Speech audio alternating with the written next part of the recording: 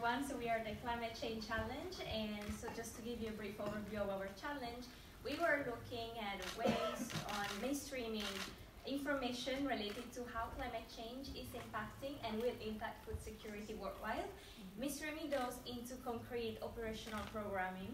And to do so, in other words, we were targeting three audiences, which is decision makers, so governments, humanitarian actors such as myself, WFP, other humanitarian organizations and other NGOs, and the target communities, so the vulnerable and food insecure people. So just to make sure that they have access to all this information so they can make informed decisions to build their resilience and adapt to climate change. So I will give you the floor, and just also thank you to all the rest of the team, climate change team, because I think this guy made came up with great solutions in just 1.5 days, so that's amazing. Thank you, Georgia. Funny fact, did you notice that you have growing tomatoes in January in your garden? Second funny fact is we were 3 teams during the ideation and we become 1. Fact is also the name of our project. So what is our project helping is helping to integrate this prediction of climate change and the way we act today on producing food. So producer of food will know the last 20 years and they will notice a change. But they don't know how it's going to be in the next 20 years. Neither the people on the field that help them to engage and have sustainable solution. So what we want to do is bring them together through a platform on a global scale to zoom in to going to the farmer itself. So as you can see on those 3 maps, we start on a macro level, we go on a meso level, and a micro level, which is the farmer itself.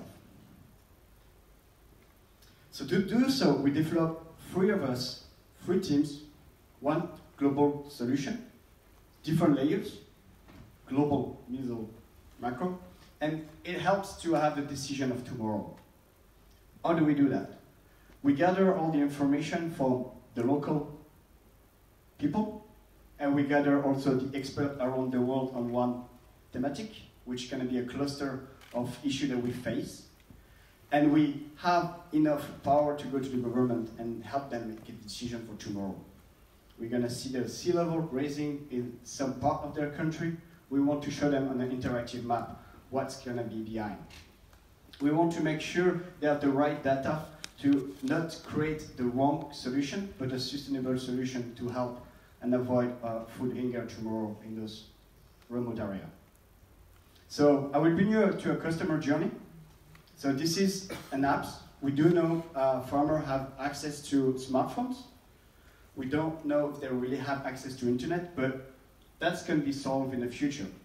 So this is the way it's going to be presented to them, and this is going to be uploaded to a common database to finally be accessible to an interactive map that government will have access to.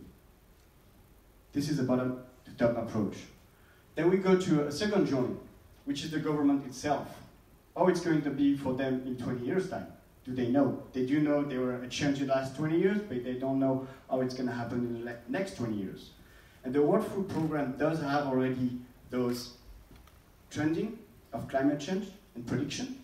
So we want to make sure this is going in the same basket, and we want to ensure that the local producers can share their way, their alternate solution, and sustainable way to create food for everybody tomorrow. So thank you for your attention.